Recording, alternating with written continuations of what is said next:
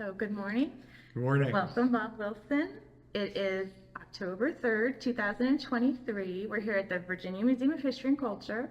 I'm Laura Stoner, and I'm here with Paige Newman and Danny Flakes, and we're interviewing you about your family's experience with the Vietnam War and your own experience with the Vietnam War. Great. Looking forward to it. Wonderful. So what is your full name, It's Robert Spencer Wilson, and when were you born? February 21st, 1951. And where were you born?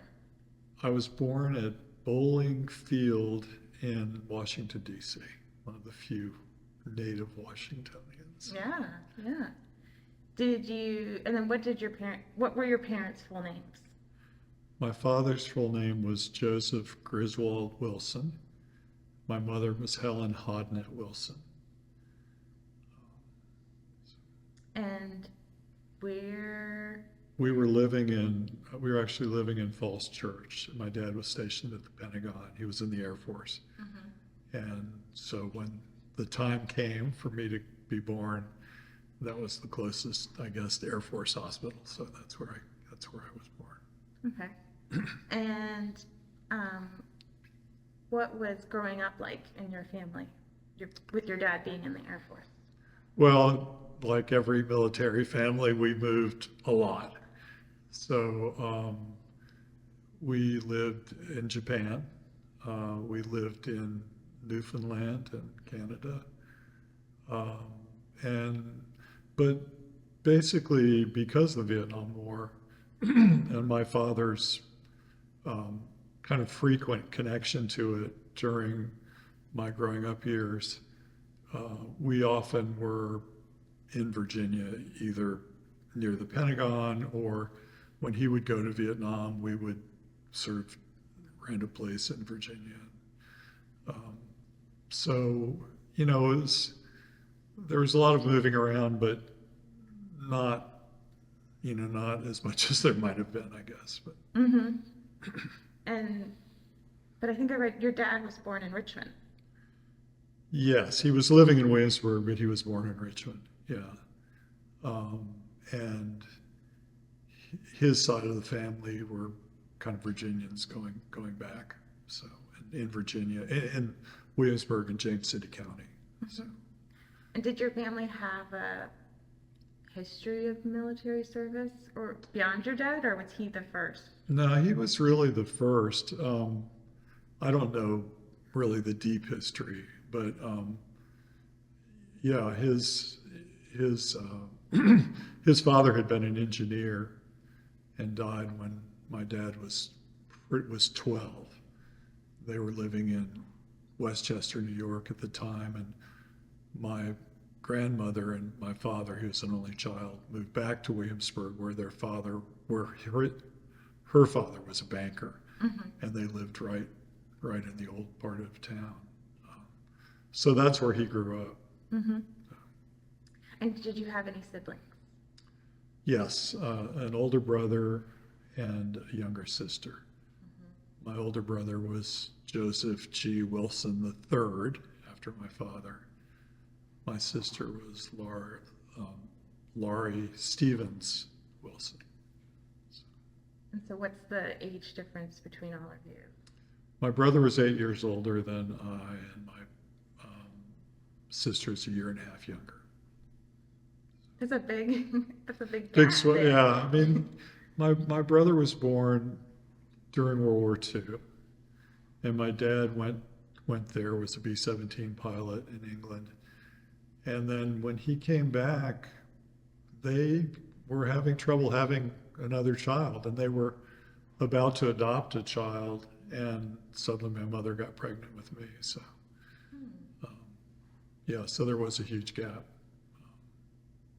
Sometimes you hear that people, they like go through the process and of adoption, and it takes the pressure Oh, off of yeah, the that situation, must and be then true, they yeah. conceive children Yeah, naturally. I hadn't thought of that.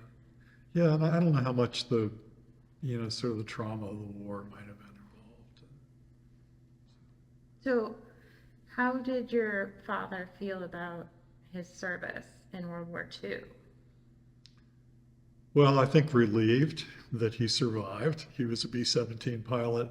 Late in the war, early in the war, the B-17s were just sitting ducks because there were no fighters uh, to escort them. And so I've read that there were days when 60 B-17s were shot down in one day.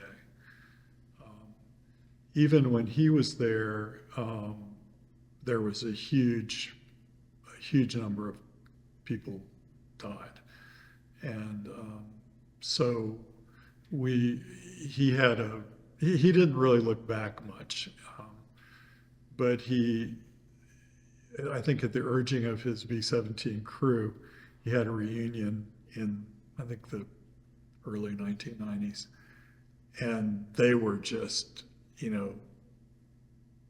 felt that my father had saved them, not because of his skill as a pilot, but he just had the luck. He had the luck that the flak didn't hit them or whatever. And so I think he felt that too, that he was lucky.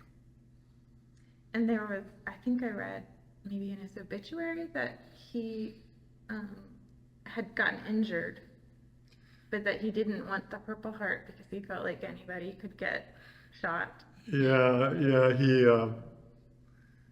he was hit by flak, and I think it was a fairly minor injury, but yes, his famous expression was, "Any damn fool can get shot," so there was no reason to wear So he a had ribbon for that. But did he get it? Did he have it technically? Probably, but I didn't know he never wore it, I guess is what he was trying to say. Yeah. Okay, so He got lots of other little ribbons to wear, so his chest was well occupied without the Purple Heart. So we should say that your father was a 3-star general in the Air Force at the end of his career. Right. But he had a very long career. Yeah, 33 years, I think. So, yeah. I think we should go, I'll go into more detail. I'm not trying to fast forward it, but I do think it's interesting that we talked to a veteran last week that was talking about how the World War II veterans, they came home and it was a very kind of cut and dry, we defeated this enemy and this needed to happen and we saved the day return to American public. Right. But the Vietnam veterans didn't have that. They came back and it was, a very mixed feeling about what we were doing there, about the veterans and all of that. So your dad has both of those experiences. Maybe as a general, he's not getting involved in, seeing protests or having people disrespect him. Yeah. But he probably felt the difference between the military experience at those two times. Yeah, and I think also part of it would be the difference in his age. I mean, he was 22 when he went to England, and so. But yeah, you're right. I'm sure he was less. I mean, he was aware of it, but he was often there, and so when he came back, he was not that well oriented to things that were going on here. I remember him once saying we'd gone somewhere and he'd gone off to get lunch, and he said, "Oh, I found this nice little French place called Hardee's." He had never heard of Hardee's before, so but just shows you how cut off he was in a way, for better or worse, probably worse. But so you're saying cut off because he was in the military from the culture, and remember, communications weren't what they are today, so knowing everything about sort of what was going on back home was probably harder than it would be now. But I'm sure. I mean, he was clearly aware. I mean, I was. I became anti-war, and so he knew about my feelings and so forth. Yeah, I mean, one thing that interests me a lot about the Air Force, which my father and my brother were in, is that they're less sort of rah-rah about, we saved the country, or we fought for the flag and we're eager to die for the flag and all that sort of stuff. And And, you know, my father didn't sort of, certainly about World War II, he just very rarely talked about it at all, which I think is very typical of World War II. Yeah, and veterans, they didn't do it, even though they were revered for what they did. They didn't want to talk about it, which is interesting, I think. Okay, so where did you go to high school? I went to Hampton High School in Hampton, Virginia. That was one of the long stretches where we were more or less in the same place, because he would go back and forth from Tactical Air Command headquarters, which was at Langley Field in Hampton. And then when he'd go off to Vietnam, and we'd kind of move off base. And so I was able to go to the same junior high and high school, which was pretty rare for Military children. So, And your sister got to do the same? yeah. So So when do you think there was your first inkling that there was a conflict in Vietnam and that it might affect your family? well, we lived in outside of Washington in the late 1950s. And in 1960, my father was transferred to Japan. And he was given a sort of title there, but not a real job, because his job was really to go down to Southeast Asia to help prepare airfields and things like that for the war, even though we weren't in it yet. So we knew, we knew that that's where he was going. I mean, he was in Thailand multiple times in the early 60s. So that was, I guess, our first knowledge that there was something going on there. And he wasn't, there again, he wasn't enthusiastic about war. I mean, he wasn't, it was his job. He was a military officer. But he, and he soon became, I would say, mildly disenchanted around the dinner table sort of way, with how the war was being fought, with what he considered to be the constraints that were put on him,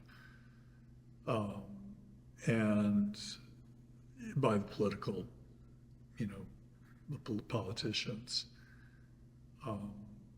I don't remember having myself strong feelings, for or against the war, and I wasn't particularly inclined to parrot what my father thought about things.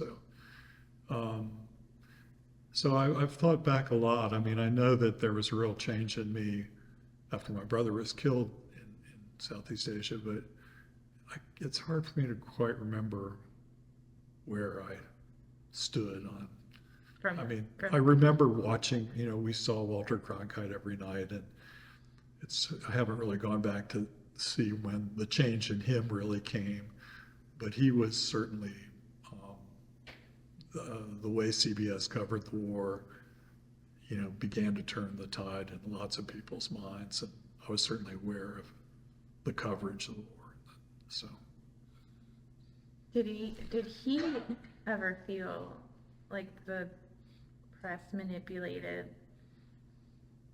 the situation with the troops and like how the war was perceived in any way? Well, he was not a big fan of the press, and he felt that he had access to information about, how the anti-war movement was being manipulated by, the international communist conspiracy or something like that, which seemed quite implausible to me, but anyway, he believed it. And so, yeah, I mean, he had the attitudes you would expect, I suppose, from an officer who'd spent a lot of time over there. I don't think he felt that the war was going wonderful well and it was being reported as not going wonderfully well. I'm sure he was quite realistic about what was happening. And he had he commanded a wing of fighter planes flying out of Thailand in the, I think, 65 and 66. And they lost a lot of people. It was a time when there were a lot of losses. And so, he was aware that things could be going better, I think. Okay, so what year did you graduate high school? 1969. Oh, 1969. Okay. So like your brother graduated in 61? Yeah, Or right around there, yeah. When we moved to Japan, he went to a prep school in Georgia, and then he graduated from there, but then he came to Japan and did another year of high school with us. So that would have been probably 61 or so. And did he, so he kind of graduated before the draft was really kind of getting going, but so did he go to college and then? Yeah, he actually, he was a very good athlete, as was my father. And this very small high school in Japan, military high school, I think he had 100 people in his senior class. Their football team, one of the players on their football team was good enough that the coaches sent film around to colleges back in the States. And they looked at the film and they picked, from Auburn University, which at the time was one of the best football schools. And they picked 3 guys, one of whom was my brother, which seems astonishing from this little school that 3 guys would get full scholarships to a kind of major football school. So my brother went, and Was that kind of an aspiration he had? I mean, he was a very jockey kind of guy, so he liked stuff like that, and he was a good baseball player. So I guess I think it was also you get a full ride. I mean, they pay for everything, including things they shouldn't pay for back in those days, probably. So he played for the freshman team. Then he was redshirted his sophomore year. He didn't play. They went to the Orange Bowl that year. My brother got to stand on the sidelines. But then when he came back his junior year, he decided he didn't want to play football anymore. And that's when he may have been in ROTC all along, but ROTC kind of picked up the tab. So he was commissioned as an officer when he graduated from Auburn. That was probably about 65 or 66. And he went to pilot training and became a pilot, like my dad. So. Do you think that was, if he had gone the military route, that was always destined to happen? Or do you think, like picking Air Force when your dad's in the Air Force, that's, probably a conscious decision? Oh, yeah. It's hard to know. I mean, I remember him sometime in his college years sort of playing Bob Dylan songs on the guitar, and so that made me think there was a side of him that wasn't totally kind of war interested, but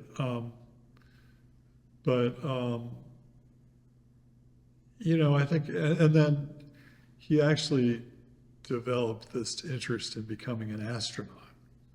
And so I don't know how soon that happened, but that may be one reason he went into the Air Force. And my father kind of felt like, yes, I can sort of help you along in that direction.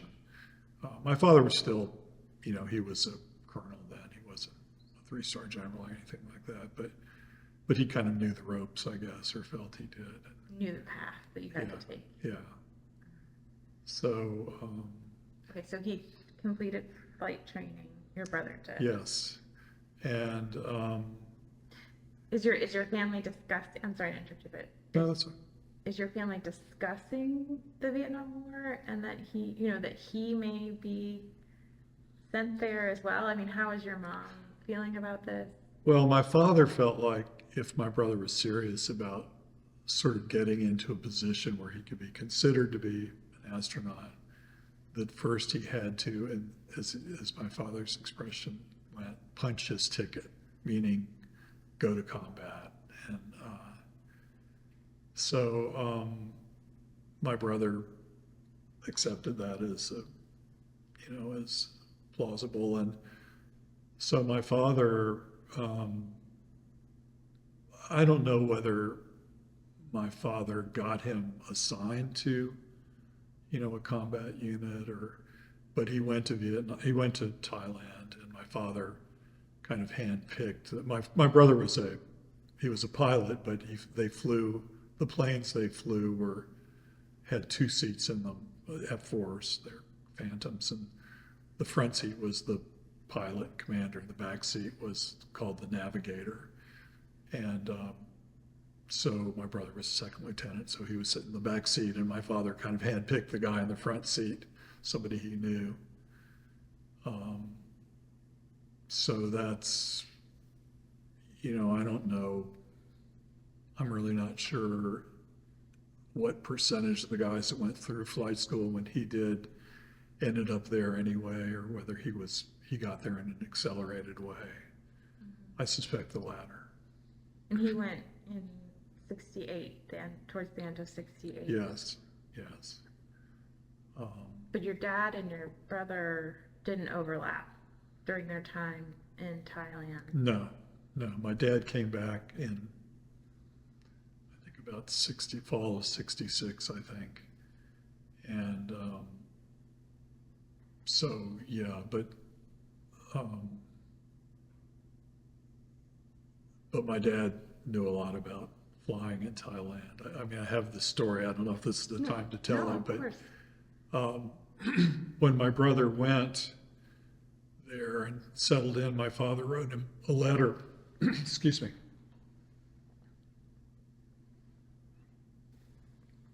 And it said, here are the ways of staying alive, flying missions out of Thailand. And I wasn't aware of the letter until after my father died. I found it in his papers. But my brother showed the letter to his squadron commander or whomever, and he kind of went up the line, and turned out they distributed it to all the pilots in Thailand at that time. And, one of the points was, be sure when you fly at night to never fly visually, because there weren't enough lights on the ground, and the bases were in rural parts of Thailand, and there were not enough lights to really get oriented. So always fly instruments, always fly instruments. So it turned out the way my brother died is their plane took off, and 12 miles, they took off in flights, and they would rendezvous to go on the mission with other planes, and 12 miles out, they just flew into the ground. And it was a night mission, and I suspect the pilot was flying visually and not flying by instruments. He got disoriented and just flew into the ground. So how did your family get the news? My father was living we were living in quarters on Langley Air Base, that's just Tactical Air Command headquarters. And I think my father was a one-star general by then. And a friend of his who was another general in the base came by early in the morning. And I actually had a room by the back door of the house, which is something that had been, I suppose, had been a maid's room in other era. They're very old quarters. And I heard him come in. I heard my father go out, and I saw him sitting in the car with this guy, and that's what he told him. And then the next thing I heard was my mother kind of in the hallway just saying, my baby, my baby. Sorry. Would you like to stop? Um, how did you and your sister deal with it? Well, I mean, I don't know that we have. I mean, it was, I mean, the military is sort of good at this sort of thing to the extent that it's possible to be. And, the house filled up with people immediately and food um, and my brother's widow and kids Oh, so came. he, And he was married? he at was the married and time? had 2 children. Uh-huh. And so there's a lot of activity and distractions. But, it was, it was the worst thing that happened to us, I guess. But, and there was there's a big funeral at the base chapel, and when we all came out, there was a flyby, and, where they do the thing where the missing man formation, where the 4 planes come over and one of them flies straight up like, to heaven, supposedly. And then he was buried nearby in Williamsburg. And then I mean, it was a little bit hard because, I mean, it was obviously hard for every reason, but my father got transferred fairly soon after he died. He died in January, and by the summer he had been transferred somewhere else. And I finished high school where I was, but then when I went off to college, sort of my home was gone, and so that was, A lot of change. yeah. But and then you asked about my mother, and my father, well, he was very devastated, obviously, because he felt he had put him in this position, and it's his firstborn son, and his namesake, and they had their differences. In fact, the reason my brother went off to prep school was that he and my father really weren't getting along very well, and but he sort of returned to his life, and at some point he got offered a big job in Saigon, and not offered, I mean, he was assigned, and my mother told him he shouldn't go, and he went, and the only way, I mean, she could have divorced him, I suppose, but her form of protest was that she would not settle. I mean, it's very important, I think, to military men who are on, that are assigned overseas, to think that their family is settled. I mean, my sister and I were off to college, but she just sort of floated around and stayed with family and friends and wouldn't settle. So that was her kind of quiet protest. But the other thing I found out after he died was that even though he was a 2-star general at the time, and he was actually he was the deputy for air operations, so he was kind of helping to run all the air war. But he flew 25 missions himself, even as 2-star general, which I'm sure was very much against the rules, because it would have been very bad PR if a general had been captured and that sort of thing. So that's something, my mother probably would have divorced him if she'd known he did that, but he did it. So Do you think that was just his nature, that he had to be involved, or do you think it was, something where he was kind of retaliating or something? No, I think he saw it as his job, that this is what he did, and that if you are leading men into danger that you should be doing it yourself and having a sense of what was going on from that point of view. So. And he changed. But he liked to fly. I mean, I'm not going to say it was all duty. I'm sure it was thrilling for him to do too. So. Well, they do say that people that fly like jets, that they really are the craziest people, around, that they really kind of have to like find a high that goes, like something that moves faster than the Right. way they've moved in a jet. It's, Yeah. like a lot of them like motorcycles and things Oh, like that. interesting. Yeah, yeah. So maybe the interesting thing was that he transferred from that like B-17 in World War II, and then they're flying jets Yeah. in Vietnam. So it's a very different Yeah. type of warfare and aircraft. Soon after he came back from, in fact, his first job after World War II, he was involved in, they were developing the first jets for the Air Force. I can't remember what they were called, something like U-80, or there was some name for them like that. But he was involved really with the first jets then. So he became a kind of jet guy, not a bomber guy. Although a F-4 is kind of a bomber jet. It's a hybrid sort of. But. Did he, it seems like in Vietnam that air support was a really big thing for the infantry, that they, like it was about engaging with the enemy and then calling in air support, and they, so did your dad have any kind of comments that you overheard about that strategy in the war of like trying to bomb out the Northern Vietnamese army or the Viet Cong or? Well, I know that he flew missions, and the people from Thailand often flew missions in Laos and hitting the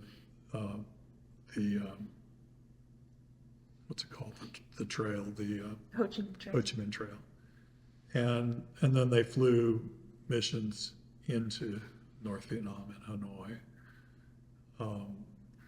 I feel like I'm probably wrong about this, but I feel like more of the sort of close air support was more Marines and Army pilots and people like that, because they were more integrated with those sorts of units. But I'm sure the Air Force did. Well, I'm sure like B-52s came in and that sort of thing. And B-52s, I think that kind of bombing was separate from what my father was involved with. That he was with what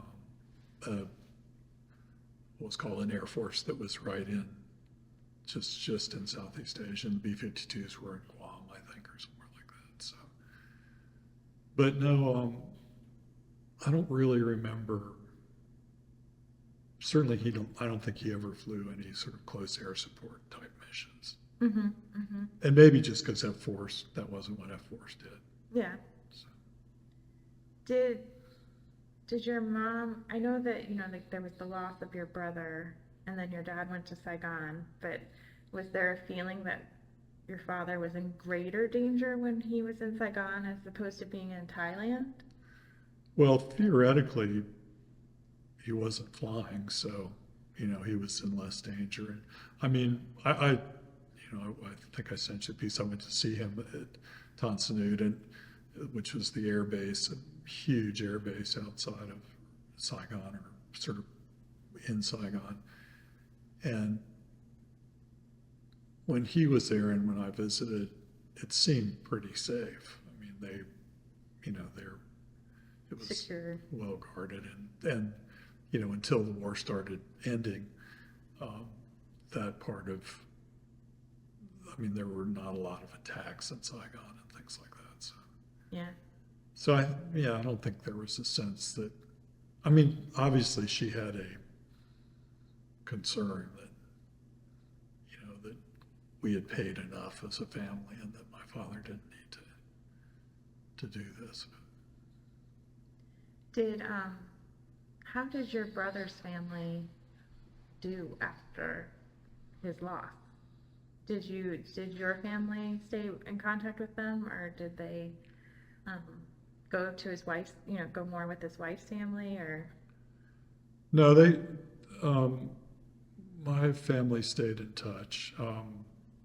They, actually, my sister-in-law and nephews were living near Auburn. They were still, that's where they located when my brother went. And, and then they moved down to, my father had been stationed down on the panhandle of Florida, and they moved down there to be closer to my parents. So, my parents, they supported each other, but then she remarried, and that became A a different, little bit different. And, um, you know, his sons had a tough time of it, basically. And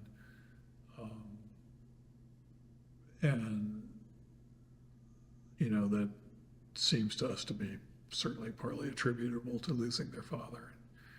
Um, but who knows? Lots of people have tough times. So yeah, we just saw one of my nephews that we sort of not seen for a long time. Just in the last few, we've seen him twice this summer, actually the second time this summer. Before that, we hadn't seen him in many years. So we're kind of trying to reestablish connections there. yeah, And partly because he's become interested in his real father, whom he never saw. He was born, well, he may have seen him, but he was just, not in his memory. yeah, he was months old when my brother went to Thailand. So. Yeah. So you were in high school when your brother died, and then you graduate high school. Do you feel any sense of like the draft and, like what's your role going to be? Yeah, I went to my father within 6 weeks of my brother's death, I guess. I mean, I'd already applied to colleges, and I can't remember if I knew where I was going or where I'd gotten in, and I said, Dad, do you want to, would you like for me to go to the Air Force Academy? And, you could probably have gotten me an appointment, and my grades were decent and stuff. And he said the kindest thing anybody's ever said to me in my life, which is, God, no, you'd be awful at that. Which was absolutely true. And, whether part of him thought I would sort of screw up and drop out, and which I undoubtedly would have. I was very, I did not handle authority well, and I didn't like being told what to do. And I mean, none of us really does, but I'm just so grateful to him for not, Forcing. or even encouraging, and just nipping it in the bud immediately, and also taking, and something I'm just thinking about for the first time right now, which is sort of relieving me of a burden of sort of making his life easier, or making him more reconciled to what happened or something. It was like, this isn't your problem, sort of thing. And then I went to a college that made him very happy, because his sort of rich first cousin from Newport News, who was he'd sort of been raised with him because his father had died, and this cousin's mother had died, and they'd kind of been raised together. And he went to Washington and Lee, which my father thought was just very posh. And so when there was a chance for me to go to Washington and Lee, he was all for it, because it would sort of, Fulfilling that. sort of like, We made it. yes. So, So what did you major in at Washington and Lee? Well, I actually went there thinking I was going to be, I wanted to be a doctor, like, because this cousin who had gone to Washington Lee was an ophthalmologist. And so I went and took the science classes and really hated them. And I mean, not hated them, but they didn't inspire me particularly. And I, took freshman English and kind of fell in love with my professors. And so I became an English major. I've carried that burden my whole life, but happily so. So, and what is the view about the Vietnam War at Washington and Lee while you're attending? Well, it's a very conservative college, but I went there in the fall of 1969, and I had, like, we wore ties every day. I mean, all my name was sewed in all my jackets,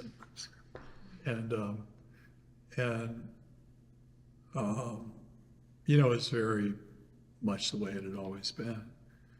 But then in the spring of that year, May of 1970, big turn for the nation and for everybody. Kent State, the college students were killed by the National Guard at Kent State. And there was a kind of signal event in Virginia. It's sort of like the anti-war version of Woodstock, where at University Hall in Charlottesville, William Kunstler, who was the lawyer for the Chicago Seven and a very big name in the anti-war movement, came and spoke at University Hall at UVA, and college kids from all over the state came, and it was sort of the beginning of the anti-war movement in the state, or it energized it anyway. And even Washington and Lee, we kind of, I remember when we got back from that event, we kind of some of us were sort of trying to wander around to make sure nobody was burning down buildings, because even though we were anti-war, we didn't want to see that sort of behavior. But very soon the university went on strike, like every other university, and they suspended classes. We never finished the year. We just sat out on the lawn and listened to, anti-war speeches and sort of homemade classes and things like that. So WNL was also, affected. But then I guess it was my next year, in my sophomore year, when there were the big marches on Washington. I went to them and that sort of thing. So, Did anybody, were you more low key in it? Or I feel like people would be like, oh my God, that guy, his dad's a general and his brother died in Vietnam. Like, if anybody's going to talk about anti-war, this guy would be a good guy to hear talk about it. Did you try to keep it low key, or did you? Well, nobody actually ever invited me to, I mean, I don't know. I mean, I was not politically active. I mean, I went to the marches and did things like that, but I was not a kind of leader of that sort of thing. And so, yeah, I mean, I didn't really have that kind of role at all. I mean, I think my big protest was, for some reason, I had a pair of green kind of fatigue pants that had like baggy pockets and stuff like that. And I think with the strike and things, I felt like this was my new uniform as an anti-war person. I feel like I wore those every day for about 6 months, but no, I didn't. I was a participant, not a leader. And did your parents ask you about any of these activities, like when you went to DC, or? Probably. Or like, are you getting any education while you're striking on the lawn? Yeah. Probably.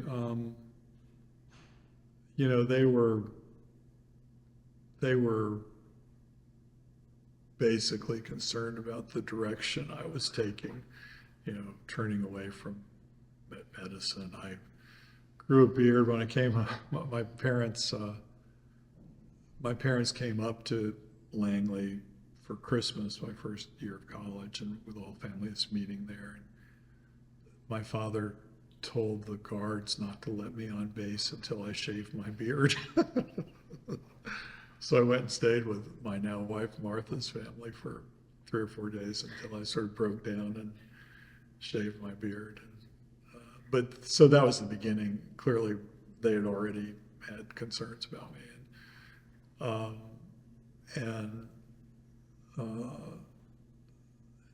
so there must have been conversations, but the sort of thing I wouldn't like bring up with my father. My father was kind of a scary guy in certain ways.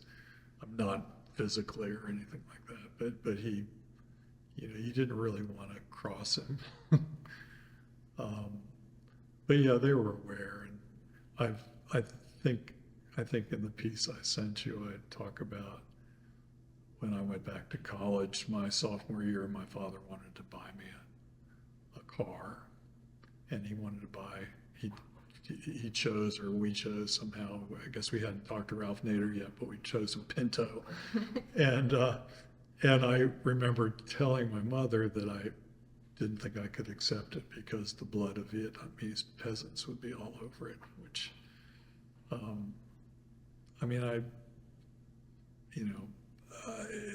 I see the truth in that statement, but, it was not he was over there, and it was not a real generous thing for me to say, I guess. And I took the Pinto, so, so. You had your reservation. I tried, but I didn't have the strength, I guess. So then, when do you meet your wife? Oh, we met in 1964, and first time we moved back from Japan to Virginia, and she was there in the school I went to. So you were a sweetheart, like high school sweethearts? Yeah, we Junior?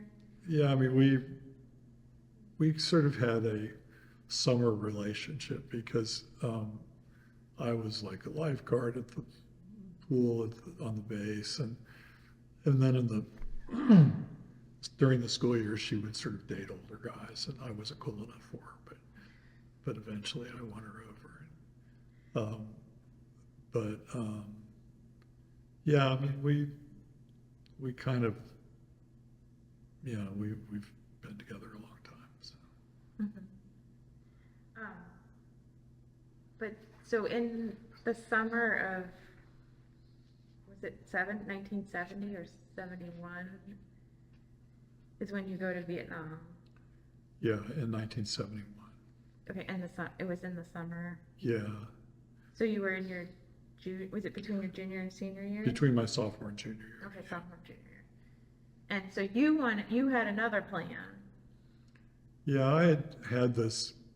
There was the level of kind of craziness now is hard to imagine. But actually, this other friend of mine whose father was also a general. In fact, his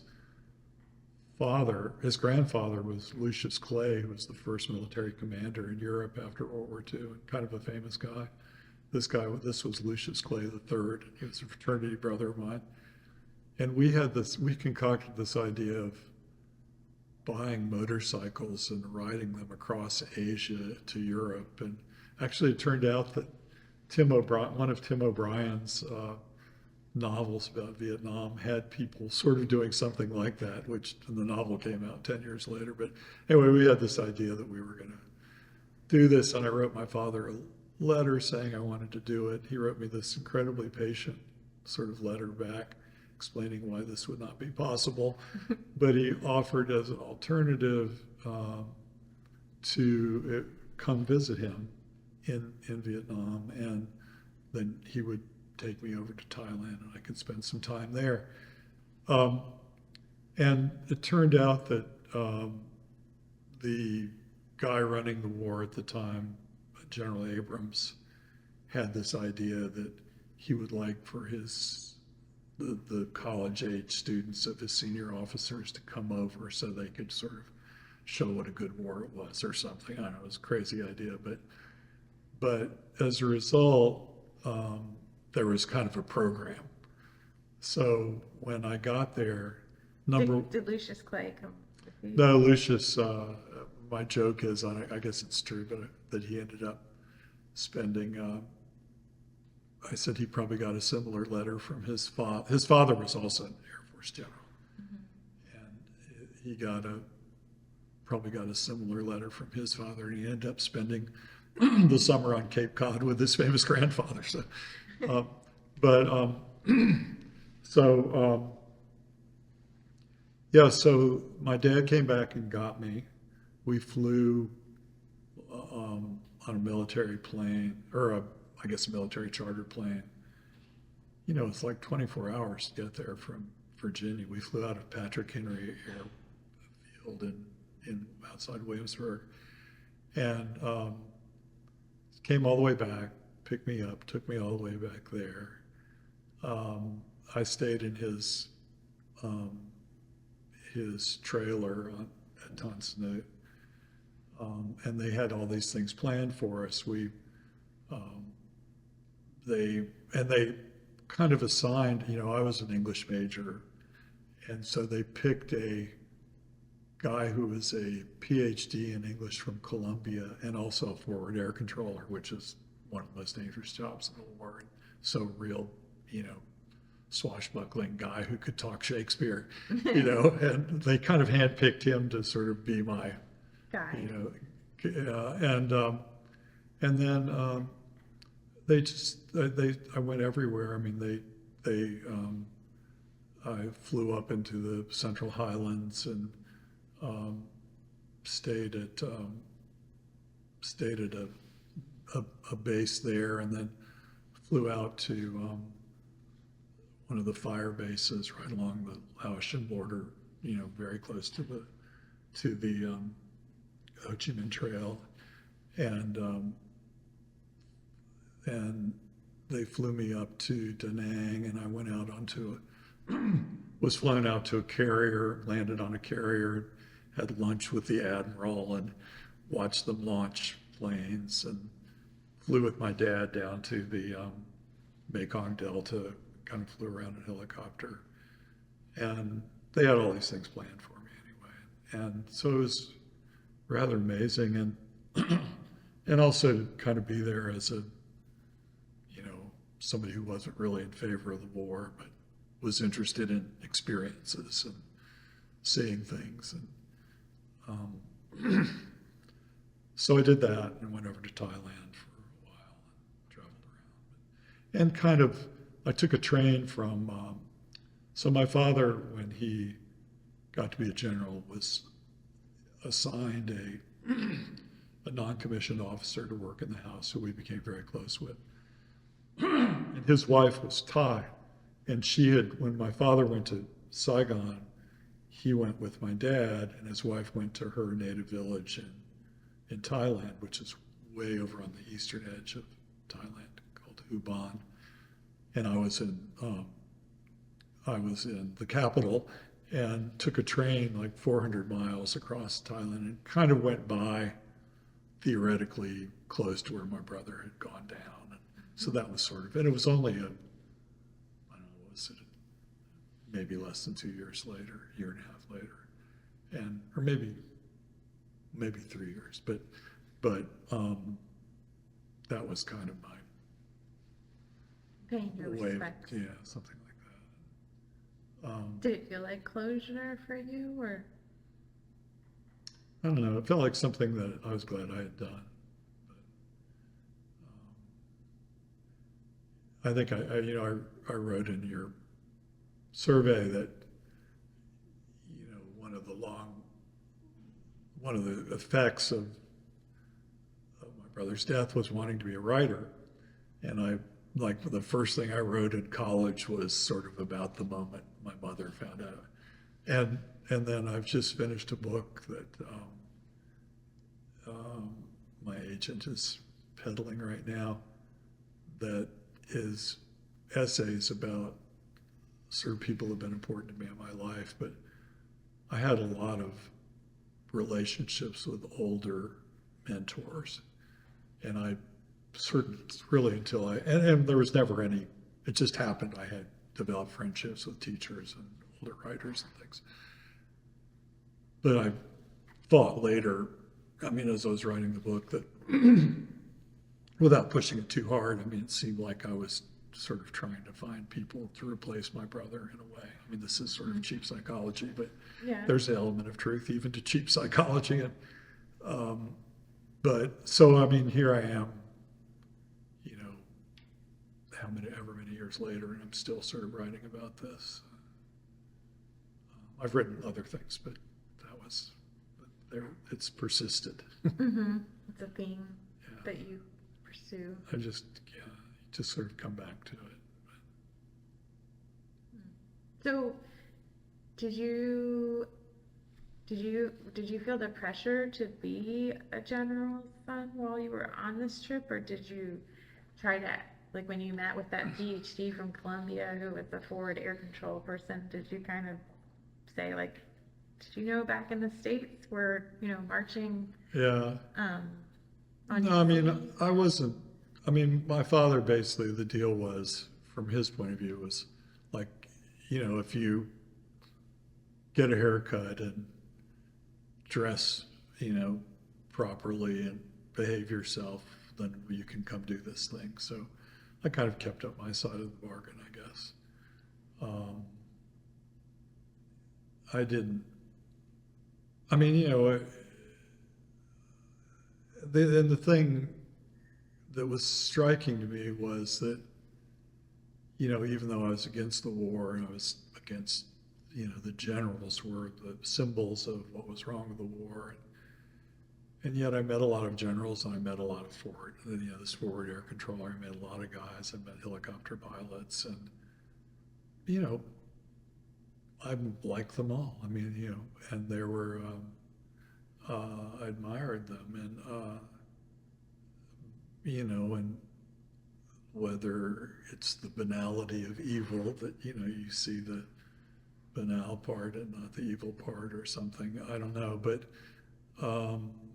it is more complicated when you see that these people are, that they're not really warmongers by nature, and that they're doing, and this is the thing, this is the thing that I think about with my father and my brother, that I was once asked to go back to my brother's high school in Fairfax, which at the time was called Jeb Stuart High School. It's mercifully been changed. The name has been changed, but he, after he died, they raised money and built something at the football stadium that was in his name. And so they asked me to come back for Memorial Day or something like that to talk about my brother. And what I said was, look, he didn't want to die. He didn't want to die for his country. He wanted to do a job and get it over with. And this was something that was just part of what he did. It wasn't, don't sentimentalize this and don't let them, as I was saying to these high school kids, don't let them sell you a bill of goods and send you to wars that you have no business being in. So that was one time, I guess, I was publicly active, but I do believe it. I don't, we just had a little bit of a spat with a friend of ours who was a Marine Corps officer, and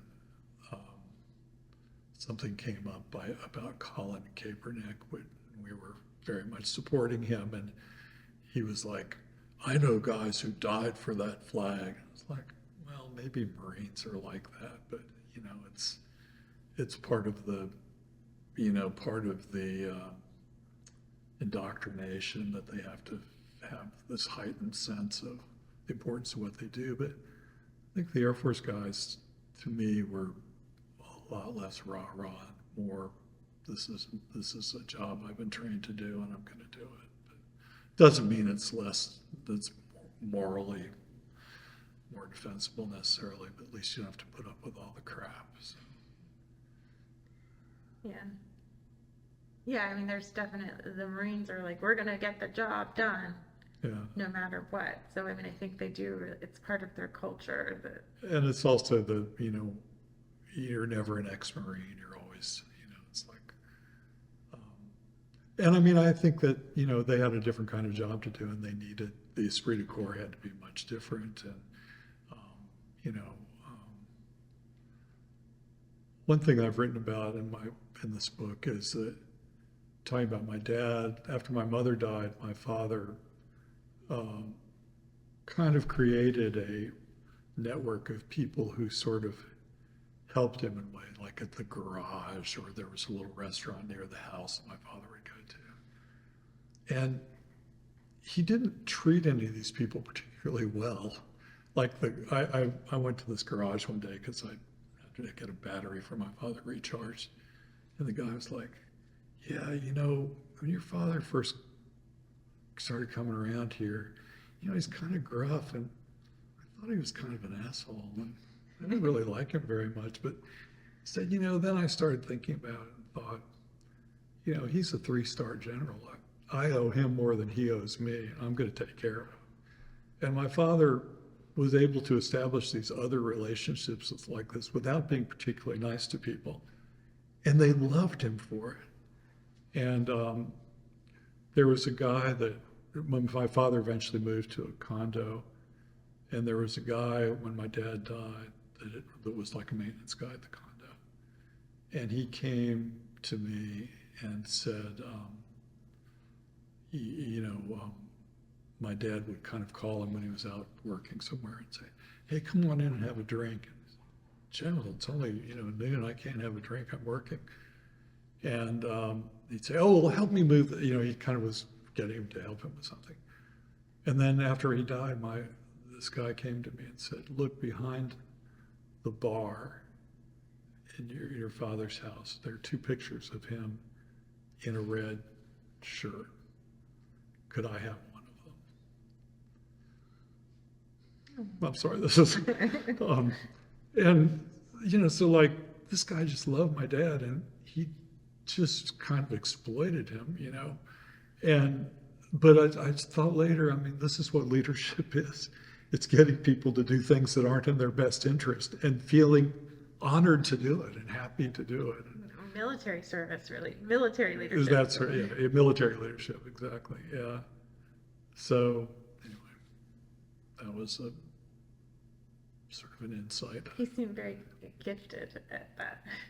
Yeah, I mean, you don't get ahead in anything without having a certain amount of personal charm or ability to make people like you and respect you. And he was often not as charming at home as he was in public, but he definitely had the ability to charm. I think maybe he used up all of his charm on the people outside of the home, that like when he came home, it wasn't as, easy to keep it up.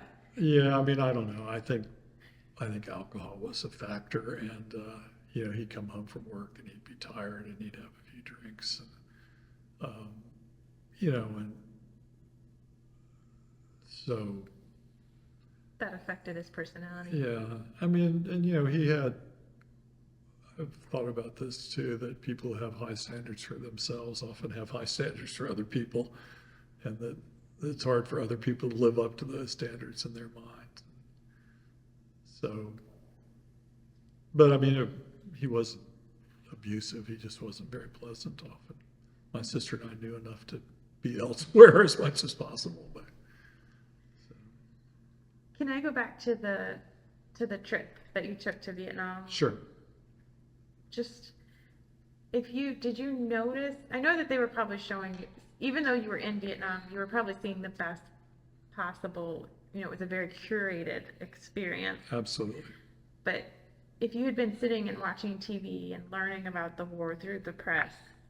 I mean, you have your dad, who's probably saying like, this is what my reality is, Sure. but you still have the press that's telling, showing, you're seeing troop movements and things like that in the news.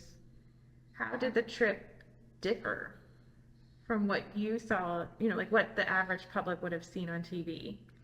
Well, I mean, the images I remember from the war and the images that really changed the people's perspective on the war were these guys that went out with the guys in missions and were on missions going through rice paddies and mud and and they'd be in a jungle and suddenly there'd be all this fire coming. And I never saw anything like that. I mean, I didn't go. I mean, I went to the Central Highlands. I spent the night at Pleiku, which was a base that had been overrun at times and things happened. And I could hear incoming and outgoing fire, but it was a big base too. But with these guys, and I went out to this fire base, which is called Play May.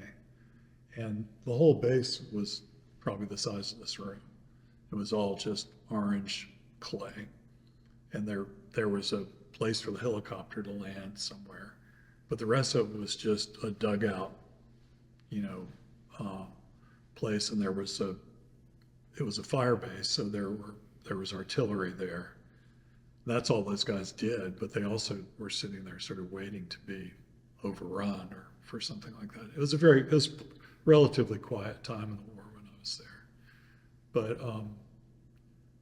so I didn't, I went to, having lunch with the Admiral does give you a slightly different perspective on the war than you got on TV.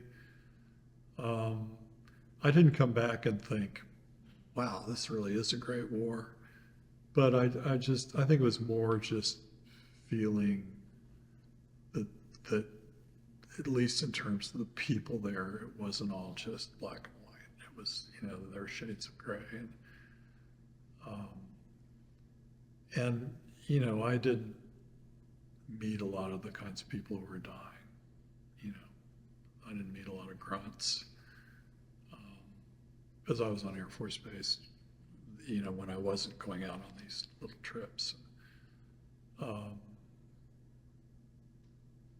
And, so, I don't know if that answered your No, question.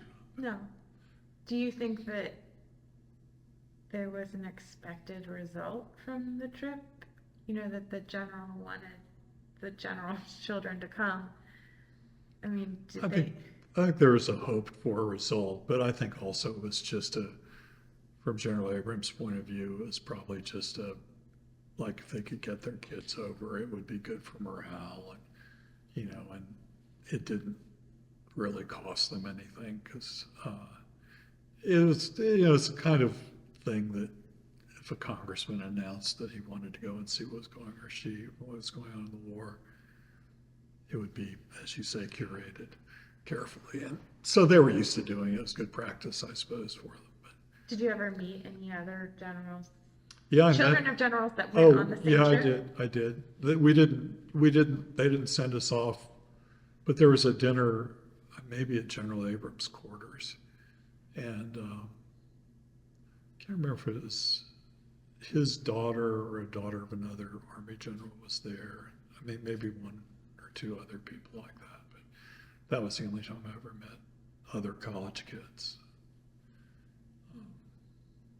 But General Abrams was quite congenial and sort of kind of like a sweet old country boy in a way. But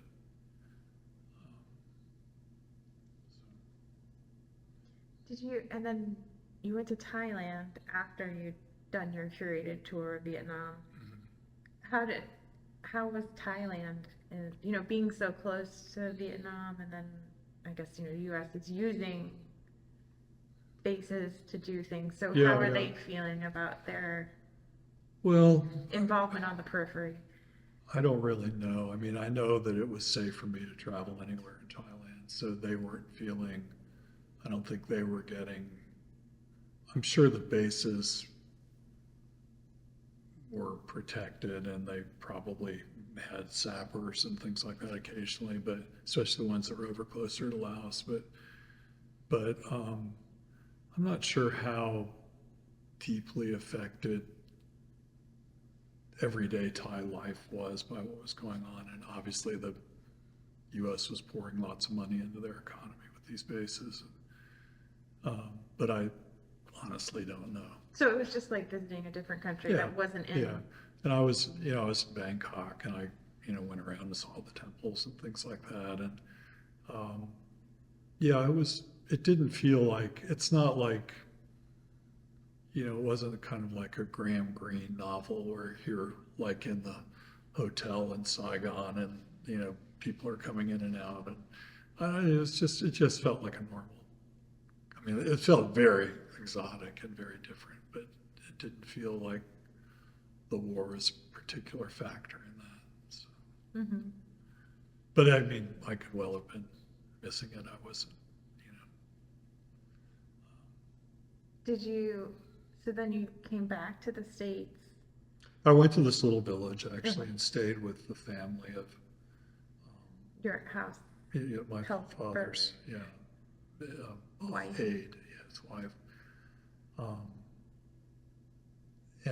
But Ubon was a little city, and there was Royal Thai Air Force Base there, and then we kind of moved in and shared the base, the U.S. did. So they were pretty pro-American, I think. So I didn't feel any kind of, I did get kidnapped. When I came off the train, Willie, who was this great friend of mine and who worked for my dad, had come in a pedicab to pick me up. And another pedicab guy waved me in. I jumped in, and he just started going off in this direction really madly fast. And I couldn't see Willie anywhere. And and I didn't quite realize what was going on for a while. And he kind of took me down this dark road or darkening road. It was sort of dusk, and was, I guess, getting ready to rob me or something. And Willie had gotten his pedicab to, follow that cab, and so they turned up before anything happened. But that was my one. That's pretty intense. Yeah, I mean, it was tense, except that I didn't really particularly understand what was happening. But anyway, and and I think in that piece I sent you, I talked about when we were flying over the Central Highlands in a helicopter. They put the headset on me, and the captain said, "Let's take her up 1,000 feet. There's a little small arms fire down there. We don't want the general's son to get his ass shot off." So, so that was about the closest. Those are my two closest, two times I was close to danger, I suppose, but not very close. Yeah. So then, after the trip, you went home and you went back to school, right? Yeah. And when you graduated from Washington Lee, was it 73? Three. So I guess you're feeling like, I mean, the exit is starting, and so you're not worried about being drafted.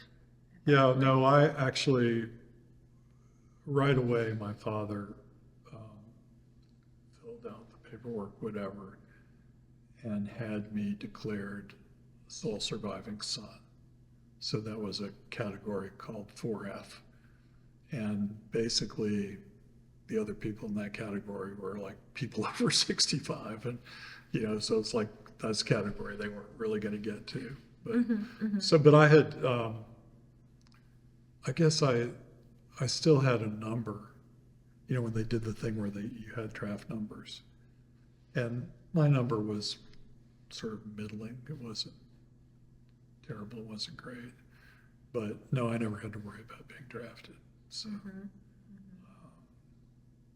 and I guess that was probably a concession my father made to my mother. I don't remember, but it seems likely. Not that, as I say, he particularly wanted me to go into the military, but It was kind of giving her an assurance that and he had a lot of people come to him, like distant cousins came out of the woodwork. And it's like, can you get Johnny into the Air Force Reserve or something like that so they wouldn't have to be drafted? And he was never very anxious to do. I mean, he probably did it, but he was always grumbling about, this shouldn't happen, something or something.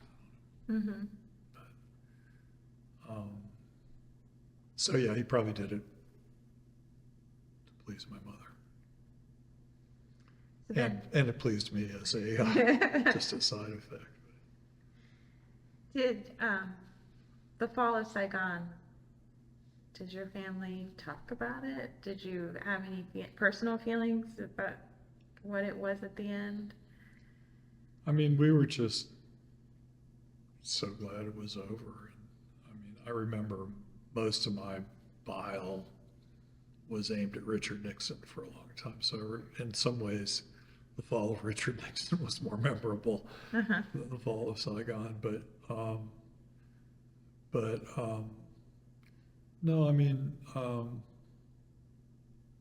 guess there was certainly a sadness that it ended in such a chaotic way. As I say, I mean, I never had the sense that my brother's purpose in being there, my father's purpose in being there was to do more than do their job. So it wasn't like the end was betrayal of my brother's sacrifice or something like that. I didn't feel that way at all. So, yeah, I mean, I was worried for the people that had supported us and that were being sent to re-education camps and things like that. But no, it wasn't a huge traumatic event for our family or anything like that. Mm-hmm. And so, what did you do after graduation? What did I do? I ended up becoming a newspaper reporter for the Newport News newspaper. I did that for a year and a half, and then I went back to graduate school at UVA in English. Wanted to write novels, and then from there I got a job at the Washington Post as a copy editor, and kind of worked there for 6 years at the Post. Became an editor in the book review section. So my English degree actually paid off a little bit. Uh-huh. And is that where you met Charlie Trueheart? It is actually, yeah. Charlie started writing book reviews for me. I was assigning book reviews, and Charlie, I don't remember how the initial, it may be that the boss said, hey, here's this guy that wants to write book reviews, have a look at his stuff and get in touch with him if you think he'd be good. But yeah, he started writing book reviews for me. And then later, he started writing a magazine review column for USA Today. He was out in LA at the time, and he had worked for Publishers Weekly for a while. And then I got offered the job as book editor at USA Today, and then Charlie's column was something I would edit. It was part of my responsibility. So we got to be friendlier then. And then he came back and started working for the Washington Post. So we were in the same town and In the same business. same business, yeah. I sort of missed the Post for a long time. Felt like I was in Egyptian exile over and across the river in Roslyn from Washington, but I outgrew it eventually. Do you have any feelings about newspapers and the evolution? It's really, the industry has really changed. That,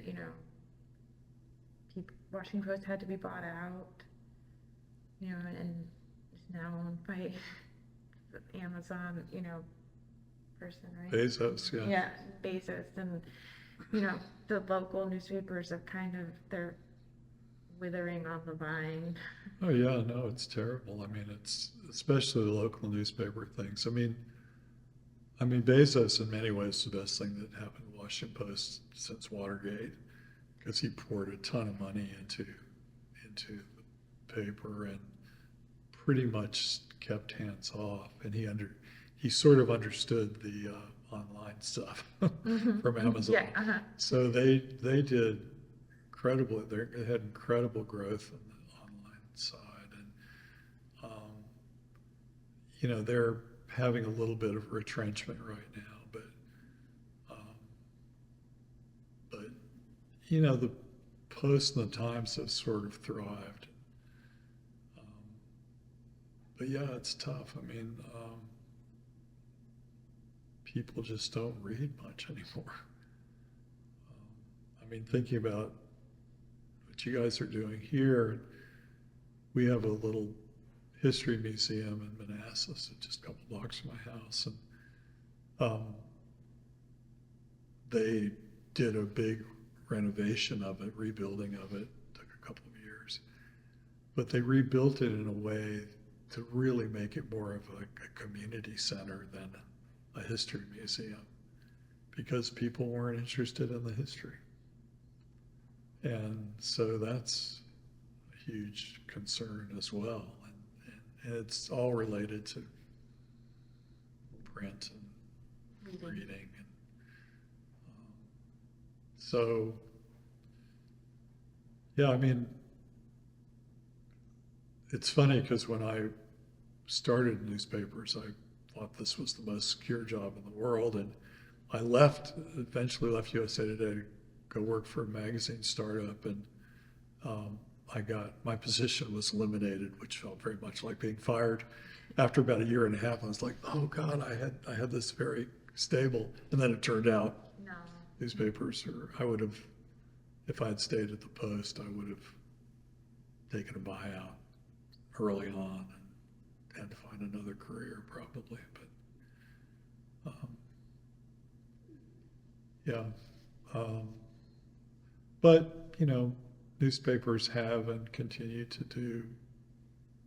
I mean, they had a huge role, important role in Vietnam papers, and you know, let's hope they can still save the Republic. Yeah. But it is kind of scary thinking about like elections and like how people get their information. And I mean, newspapers did their own kind of swaying, you know, there were conservative papers and more liberal papers, but you know what I mean? Like there's no, like, people don't watch watch network TV anymore. So they don't get like ads, you know, like of candidates. So it's just kind of like, how do people know what's on their ballot? And, you know, if the information they're getting is, you know, non-partisan, you know. Yeah. It's kind of crazy. No, it's true. I mean, it's also the problem of, I mean, you know, for better or worse, Walter Cronkite was somebody that people did trust. And if he suggested something was going wrong, they believed it. I mean, this idea that there's no authority, I mean, sort of, I mean, I have friends who, you know, kind of say, well, what can we trust? And that can we trust? And I say, well, think about it when, you know, the administration or the military or the CIA or whoever, if they want to leak something or get something out there, where do they go? And they go to the Washington Post and the New York Times because they know they're trustworthy and they know that they will keep their word. And so that's, I say, trust them. And so, I don't know. But it's a scary time. Yeah. It's a time where we have a lot of information in a lot of different places. You know, it's just, I think maybe people don't read as much because they're just overwhelmed with the amount of information yeah, that is at our fingertips. And so then they just don't do anything. yeah. And yet, books are being published all the time. People are actually reading. And, it is confusing. Well, do you have any thoughts about, from your perspective, what's the biggest misconception about the Vietnam War? Is now. In a way, I feel like the way the history has sort of judged the war since then, either on the one side from the kind of Colin Powell perspective that if you're going to fight a war, you should really fight the war and not fight it, which I don't necessarily agree with, but that's certainly one thing that came out of the Vietnam War, which I think is a truth and has, had a big effect on policy ever since then.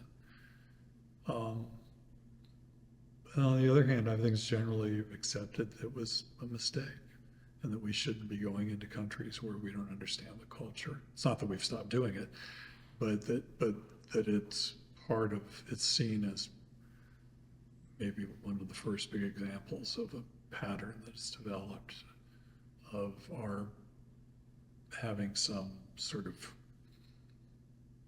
big idea that doesn't really match the situation, I guess.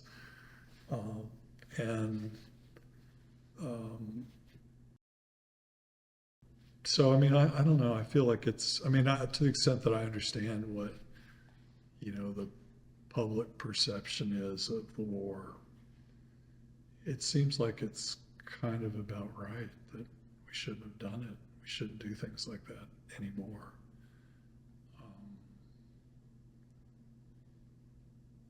And you look at Ukraine,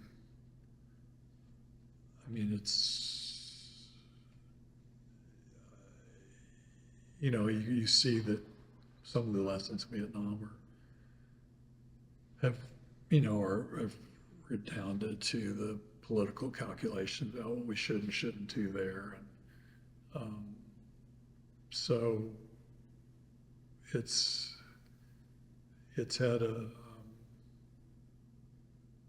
effect, that, this, in the sense that, well, I don't know. The morality of this is very hard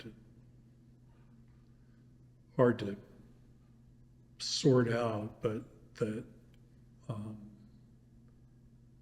that people should not be asked to die for things that are not of immediate concern to them, I guess is what I would say. And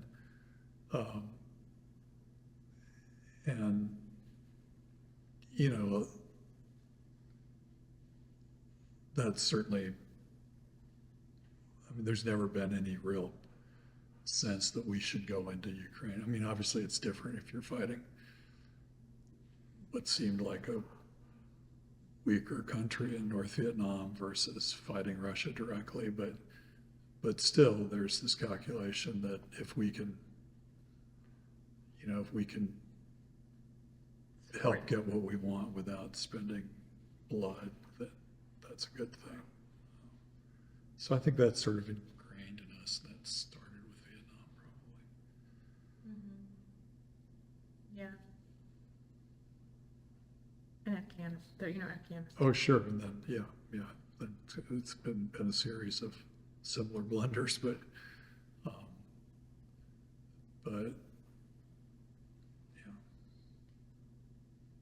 Is there anything that you wish I had asked you that I haven't? No, but one thing I have thought about because of my brother's death is that just how big the ripple effect of one death is in the lives of so many people. And when people make decisions about putting other people in harm's way, there's just no, this is the other thing. So there's often a lack of understanding of the history of the places where we're going, but there's also a big lack of understanding of the history of our own country and what the effects have been of, that the follow-up effects of war. And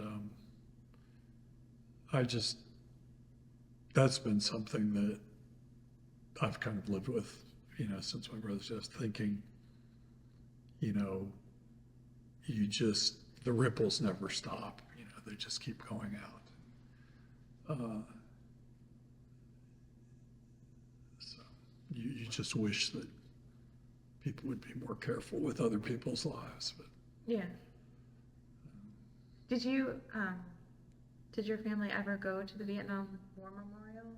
And Yeah, actually, when it was dedicated, I was one of the people who I read my brother's name, but it was in the cathedral, National Cathedral. They read all 57,000. And the interesting thing for me was, because you read a kind of block of names that would include and so my name is a very common name, Robert Wilson. And I read about, 25 Robert Wilsons, which was interesting.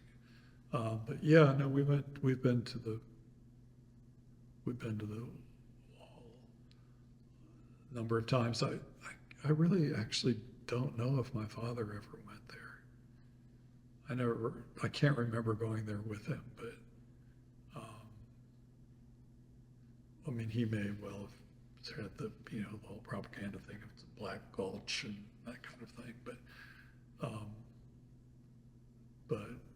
yeah, I mean, it's an amazing thing, and this whole idea of not celebrating generals but celebrating everyone, equally was an amazing idea, amazing execution of it. So, yeah. Did your family nominate you as the person to be like family representative at the ceremony, or did you volunteer? I think I volunteered. I think they sort of, somehow it was made known that this was going to happen, and if you wanted to do it, I can't remember exactly, but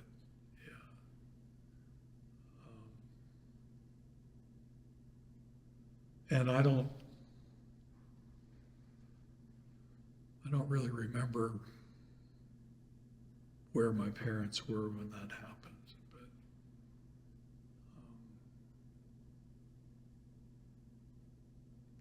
oddly enough, this is really, it's not relevant to the Vietnam War, but I remember my parents coming to visit me at the Washington Post on inauguration day for Ronald Reagan, because actually one of their grandsons, my brother's oldest son, he was in a band that was marching in the parade. His high school band came to Washington. So they came to sit in the stands and support him. But they came in and saw, and I was showing him around the Washington Post, and I was walking through the newsroom, and Ben Bradley comes running out of the, whatever it's called, like the ticker tape room, or the room where one of those machines that everything came out of. And he had all this paper, and he's yelling, "The hostages are free, the hostages are free."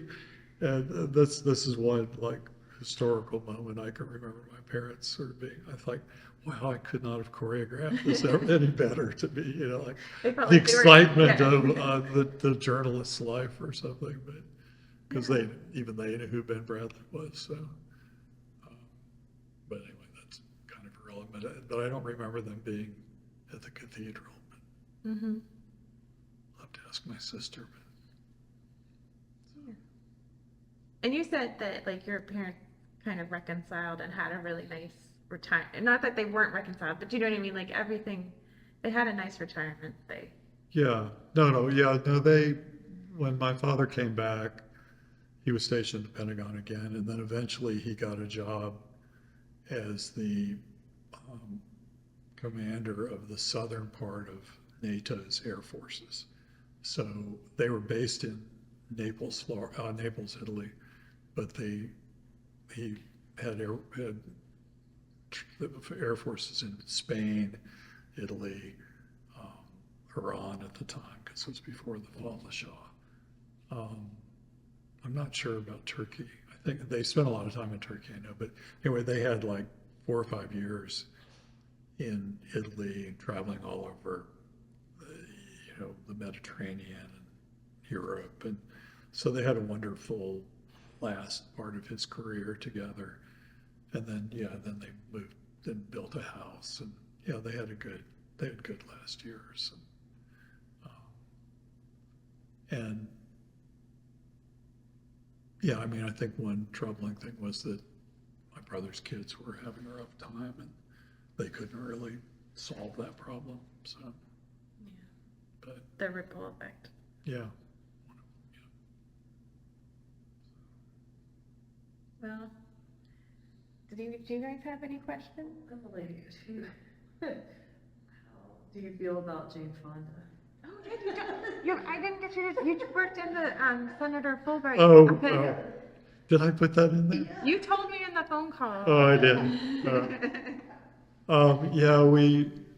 When I went on the March in Washington,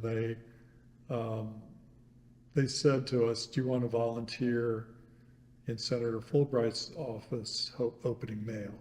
And he was a big anti-war guy, so we went in. And so we were sitting out in one of the ante rooms, just opening the mail for him, and I guess sorting them, yay or nay. And so somebody came in and said, "Oh, Jane Fonda is coming in to meet the senator. Would you guys like to come in at the same time and meet the senator?" We're like, "Yeah." So we went in, and I don't know, I was a young male and found her quite fetching, and that's basically what I remember. And Senator Fulbright looked quite old, but it was kind of fun to see them, because I think it's the first time they'd ever met. And I wonder where that fit into. It seems to me it was later that she went to Hanoi and became called Hanoi Jane and all that stuff. And so she was an anti-war figure, and she was married to one of the Chicago 7 guys. I'm blanking on his name right now. But didn't have that, that whatever it was that attached to her later. Sitting on the guns. Wasn't she like sitting on the guns or something? In Hanoi, yeah. By the way, have any of you been to Vietnam? I mean, apparently Hanoi is just so beautiful. I mean, I was struck by the beauty of the sort of natural beauty of the country when I was flying around. But I mean, I didn't go north, obviously, but people who go, I mean, there are tons of tourists now that go. And Yeah, have you? they So say, you've never I have done not that? been back, no. But People could talk about how friendly the people are. That there's no yeah, animosity that they can feel. we moved to, as I said, we moved to outside Tokyo in 1960. And to me, the World War II was just this, could have been the Civil War. And thinking now that, it was 15 years after we firebombed Tokyo. I mean, the fact that we could just roam freely around and there was no problem. We had a Japanese made, the exchange rate for yen then was such that even on a lieutenant colonel salary, whatever my dad was, lieutenant colonel, we could afford to. And she was from the South. She was from not right at Hiroshima or Nagasaki, but down in the general area. We would say to her, "Can we go visit your family?" "No, they don't like American people down there. You can't go down there." So, but that was the only there. But around Tokyo, it didn't seem. I mean, there were often big rallies that kind of go by the gate, and they'd say, "USA, go home," things like that. But still, it's just such a brief amount of time. And I didn't see any, it wasn't like you saw lots of bombed out places or burned down places or,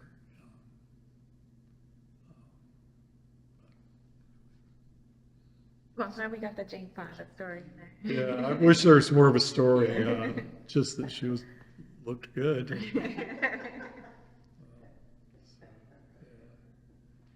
Okay, well, Thank you so much. yeah, thank you for coming this. in and sharing your time and coming to Richmond. Happy to do it. Enjoyed it very much.